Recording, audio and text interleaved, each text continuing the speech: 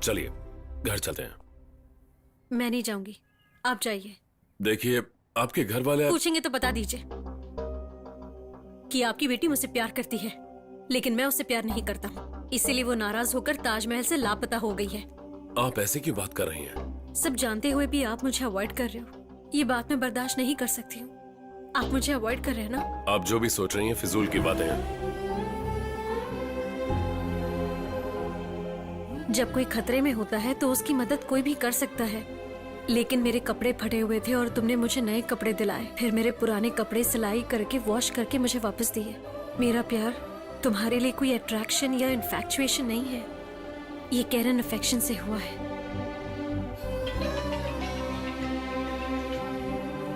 हे Ram, result आ गया है, अपना पूरा गैंग पास हो गया है। ओह, अगले हफ्ते हम सबको तैयार होकर ट्रेनिंग के लिए मसूरी जाना है। मैं बाद में फोन करता हूँ। चलिए घर चलते हैं।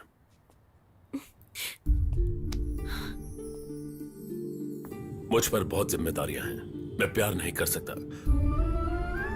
आप शायद एक कॉफी 300 रुपए की पीती होंगी, ये आपका लाइफस्टाइल है, लेकिन एक कॉफी को 3 लोगों में शेयर करना, ये मेरा लाइफस्टाइल है। हम दोनों की जिंदगियां बहुत अलग हैं। मैं तुम्हारे पापा के ऑफिस में एक छोटा सा ऑफिसर हूं, इसलिए एक सलाह देता हूं, मेरे बारे में सोचना छोड़ दीजिए। मुझे अपनी जिंदगी पर फोकस करना है और आपको भी करना चाहिए। अपने माँ बाप का नाम रोशन कीजिए, इसी में आपकी भलाई है। हम दोनों के रास्ते बहुत अलग हैं।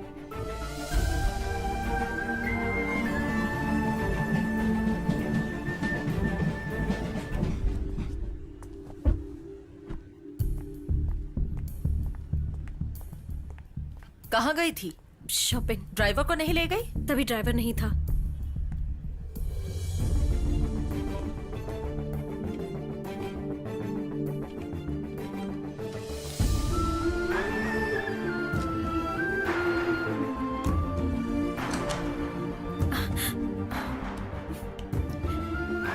क्या हुआ? रो क्यों रही है? कुछ नहीं माँ। तुम यहाँ बैठकर रो रही हो। उसे ट्रेनिंग के लिए जाना है, इसलिए वो रिजाइन करके जा रहा है। आखिर चल क्या रहा है? तुम मुझसे कुछ छुपा रही हो ना दिया? माँ, मैं उससे प्यार करती हूँ माँ, मैं उससे बहुत प्यार करती हूँ।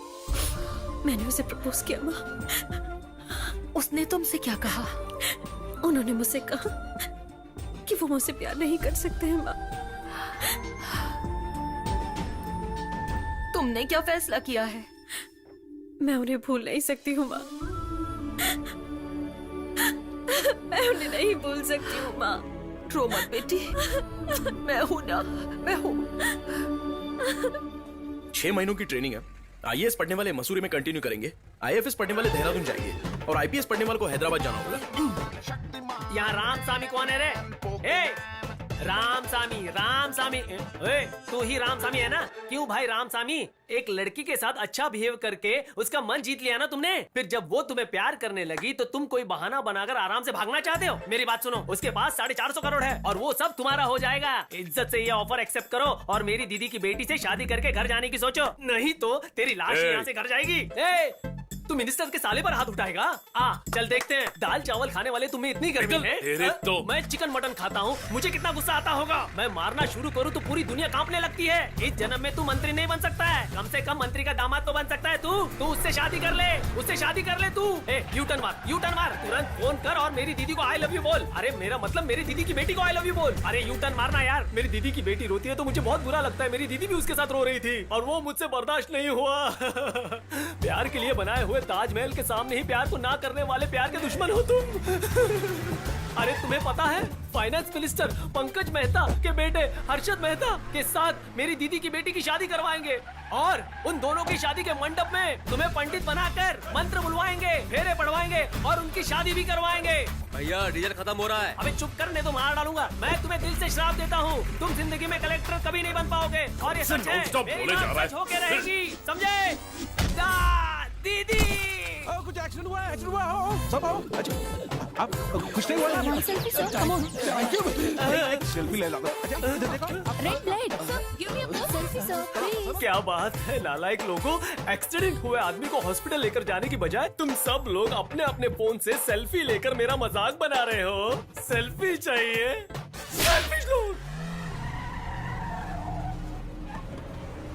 भाई ये लोग केके कंपनी से आए हैं। 450 करोड़ की इंडियन करेंसी को दिल्ली से कलकत्ता ट्रांसफर करना चाहते हैं। कब? हमें कल ही कर देना चाहिए। कैसे हो सकता है ये, वो भी दिल्ली से? पुलिस को संभालना है, चेक पोस्ट क्लियर करना है, मिलिट्री, पैरामिलिट्री, एसटीएफ, कमांडो, ऐसे हजारों लोग होंगे। दिल्ली सिटी इनसाइड में हमें कोई प्रॉब्लम नहीं है सर। हम यूपी बॉर्डर नोएडा में आपको पैसे दे देते हैं, वहां से आपको कोई खतरा नहीं होगा। ओके,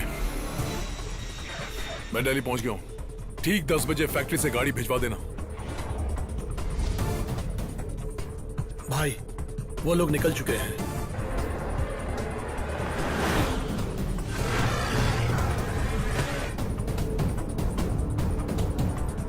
भाई हम लोग इसी बस में अमाउंट लोड करने वाले हैं।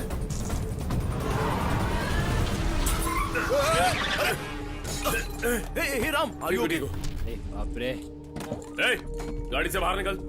क्या है? क्यों बे? गाड़ी में ब्रेक नहीं है? अरे तुम क्यों सडन ब्रेक डाला? अबे ओए, सिग्नल देख, रेड है। इंडिकेटर और क्या टेल हुआ? लाइट सब टूट गया। कम से कम 6000 का खर्चा है। गाड़ी में बहुत काम है, 6000 दे। मेरा पास पैसा नहीं रे।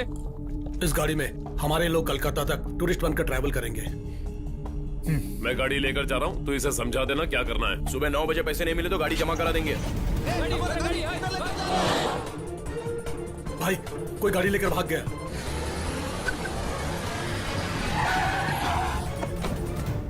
गाड़ी यहीं छोड़ सकते हैं ना? हाँ कल सुबह 8:30 बजे आ जाना। ठीक है, ये लो पैसे चाबी। मिलते लौटा देंगे।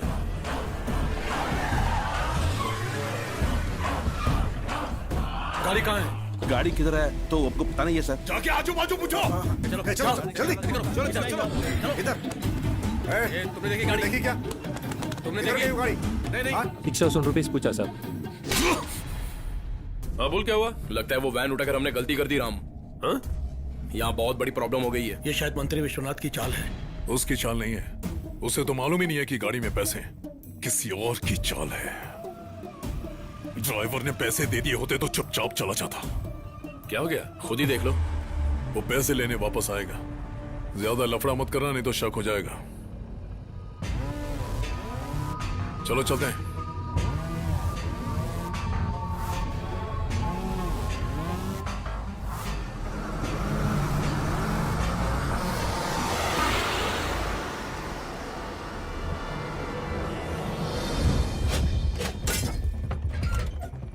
ये क्या राम, इतने सारे बॉक्सेज हैं।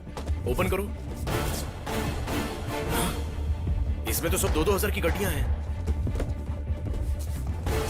इसलिए वो लोग इतना टेंशन में आ रहे थे। ये लीगल पैसे तो नहीं हो सकते। हम इसे पुलिस को हैंड ओवर कर देते हैं। नहीं, ये पैसे गवर्नमेंट को ही मिलने चाहिए।